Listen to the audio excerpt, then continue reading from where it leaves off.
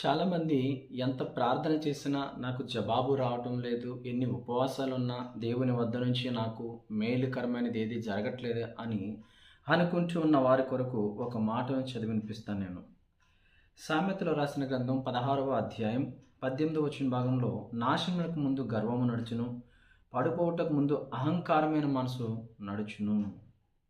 ఏముంటుందంటే చాలా మందిలో గర్వం ఎక్కువైపోయింది ఈరోజు.